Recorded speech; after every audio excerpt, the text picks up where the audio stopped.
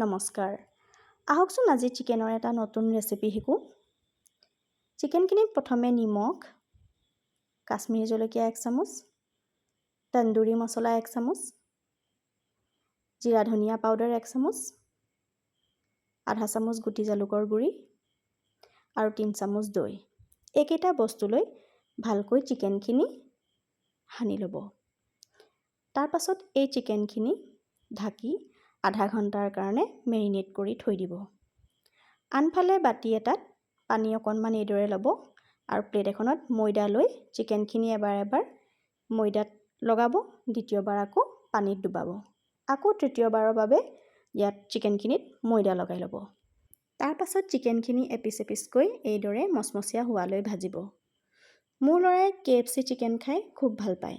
সেইবুলিতো তাক মই সদায় KFC চিকেন খুৱাই থাকিব নোৱাৰোঁ। গতিকে ঘৰতে এইদৰে বনাবলৈ চেষ্টা কৰোঁ। হয়, খাবলৈ বা দেখিবলৈ KFC নিচিনা একেবাৰে নহয়, কিন্তু খাবলৈ ভালেই হয়। সি খাই খুবেই ভাল পায়। আপোনালোকেও বনাবলৈ চেষ্টা কৰিব আৰু ভিডিঅ'টো চাই যদি ভাল লাগিলে তেন্তে মোৰ চেনেলটো ছাবস্ক্ৰাইব কৰি ভিডিঅ'টো লাইক কৰি দিব দেই।